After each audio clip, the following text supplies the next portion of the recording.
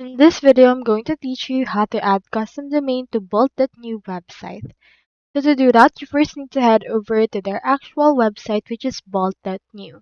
So in here, you can see their application and their site. From in there, you should be able to see as well as sign in or sign up form or get started form. And then from in there, you can just proceed to create an account on Bolt.new. As you have noted on my part, I have already created my account. Here it is right here. So what we can do is we can just first access the project settings. You can do so by going over to your settings icon and you can find right here the project that you have. You can also find your projects under the chat that you have.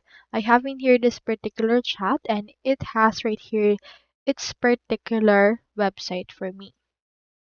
So just wait for this to load. You can see right here the preview and here we have everything. So here's our actual website. So to add a custom domain to this, we first need to publish it.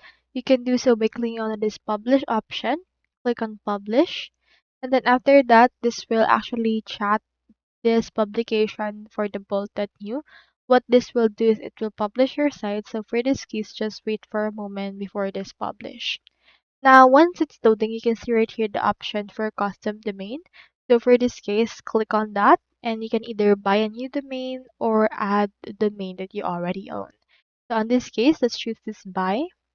And in here, you just need to actually go over and then subscribe for a plan that they have. We have pro plan. We also have right here monthly and yearly subscription.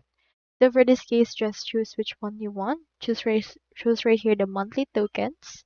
Click on upgrade and after that you should be able to actually add as well your own domain that you own or you can buy it right here directly. So that's all there is today and I hope this video helped you out.